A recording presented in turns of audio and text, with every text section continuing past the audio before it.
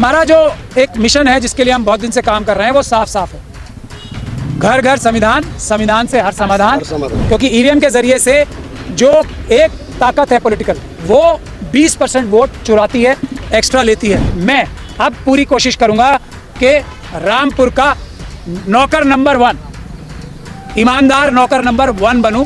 ये मेरी कोशिश है। यहाँ पे आतंक मचाई हुई है, तो आपको एक ऐसे इंसान की तरह जाना जाता है जो एक लोहे की दीवार बन के संवैधानिक और कानूनी ऐसे अपराधी जो पुलिस और प्रशासन की शक्ल में अपराध करते हैं अपने राजनीतिक आकाओं के ऊपर, आपको ऐसा व्यक्ति माना जाता है कि आप ना सिर्फ उनको रोकोगे बल्कि उनके खिलाफ कानूनी कार्रवाई करा के पूरे क्षेत्र को ही नहीं, पूरे उत्तर प्रदेश को भी एक नई दिशा दोगे कि किस प्रकार से पुलिस और प्रशासन को आतंकवादी गतिविधियां करने से रोका जा सकता है, क्रिमिनल एक्टिविटीज़ करने से रोका जा सकता है। और रामपुर में आप एक ऐसी मिसाल कायम करो। एक तो ईवीएम में क्या क्या घपला और घोटाला है, इसका आज तक किसी ने प्रैक्टिकल सबूत कभी भी किसी अदालत में पेश नहीं किया है। तो एक तो आप वो सारे सबूत पेश करो और ऐसा रास्ता निकालो, क्योंकि आप ही इस चीज़ के लिए सबसे अच्छे बेस्ट इंसान हो कि ईवीएम को इलेक्शन के दौरान भी कानूनी तरीके से रोका जा सके और पूरा देश आपसे सीख सके कि ईवीएम का तोड़ क्या है, ईवीएम को कैसे रोका जा सकता है। और दूसरा, रामपुर और यूपी में जो आतंक का माहौल है, जो भ्रष्ट पुलिस के अधिकारी अपने राजनीतिक आकाओं के दबाव में सरकारी अधिकारी कानून की धज्जियां उड़ा के जो काम कर रहे हैं, उसके लिए आप एक उपयुक्त व्यक्ति हो।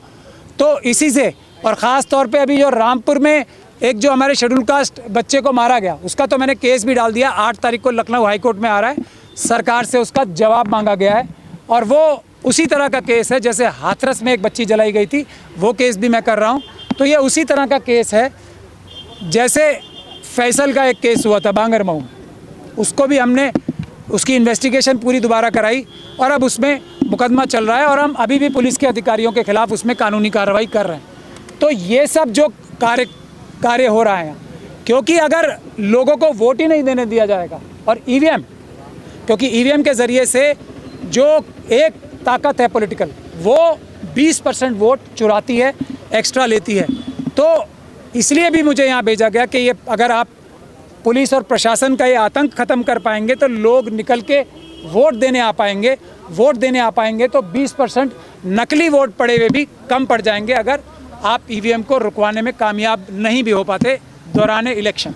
तो इन्हीं सभी वजूहात की वजह से मुझे यहाँ भेजा गया और जो रिस्पांस मुझे मिल रहा है, आज आप देख रहे हो, ख़ास तौर पे हमारे सिख समाज की तरफ से और जो हमारे शेड्यूल कास्ट कम्युनिटी के भाई हैं और माइनॉरिटी कम्युनिटी के भाई हैं, मुस्लिम समाज के भाई हैं, वो सभी अपने आपस में जितने भी ग्रुप्स हैं, वो सबका प्यार जो मुझे इतना मिल रहा है, उससे मुझे लगता है कि हम रामपुर के ज़रिए पूरे उत्तर प्रदेश में एक संविधान का राज कायम करने में कामयाब होंगे, जहां किसी के साथ सरकारी अधिकारी, पुलिस अधिकारी ज़्यादती ना करें, ज़्यादती करने की सोचे भी ना। हमारा जो एक मिशन है जिसके लिए हम बहुत दिन से काम कर रहे हैं वो साफ साफ है, घर घर संविधान, संविधान से हर समाधान। और दूसरा कि मालिक को मालिक की जगह और नौकर को नौकर की जगह रखने का मिशन हम चला रहे हैं। यानी कि चीफ मिनिस्टर साहब उत्तर प्रदेश की जनता के नौकर हैं और जनता मालिक है। यहाँ के डीएम रामपुर की जनता के नौकर हैं और जनता रामपुर के डीएम साहब की मालिक है। रामपुर की जनता एसएसपी साहब की मालिक है।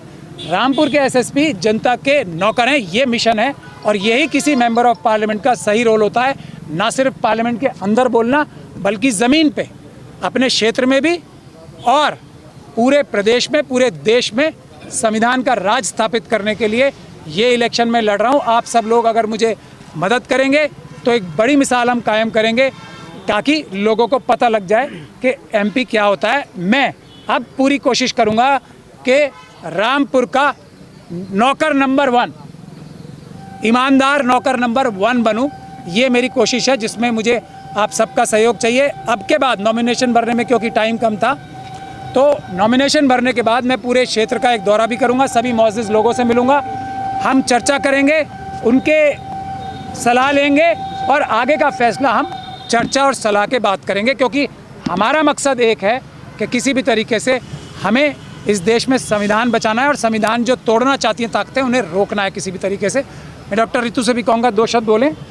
बहुत बहुत शुक्रिया साथियों आप सबका यहाँ आने के लिए, और जिस तरीके से प्राचा साहब ने आपको ये बात बताई है, और आज आप देख भी सकते हो कि इतनी खुशी हो रही है देखकर कि जो हम बात कहते हैं कि हम मूल 85 हैं अब तो 88 हो गए, वो आज प्रूव हो रहा है। और हमारी एक ही चीज़ है कि जिसकी जितनी संख्या बारी उसकी उतनी हिस्सेदारी, हर घर घर संविधान, संविधान से हर समाधान, उस मुहिम को लेके हम सड़क पे आ चुके हैं।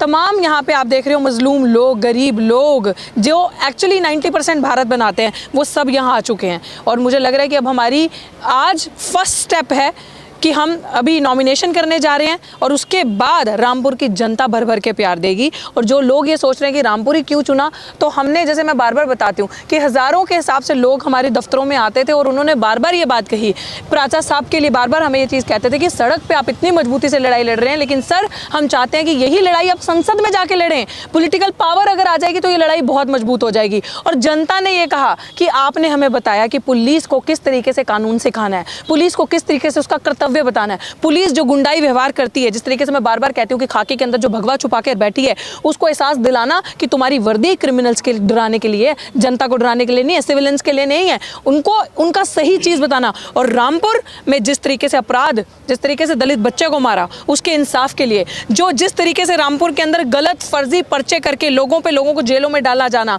गलत चीज़ें उन पर बनाना, सारी चीज़ों के लिए अगर इंसाफ और बराबरी की लड़ाई लड़नी है और हर मजलूम को, चाहे वो दलित है, चाहे वो SC ST OBC माइनॉरिटीज़ किसी भी वर्ग का है, अगर उसको न्याय इंसाफ चाहिए तो हर मजलूम की एक ही आवाज़, महमूद प्राचा, महमूद प्राचा, महमूद प्राचा। अब की बार जय भीम।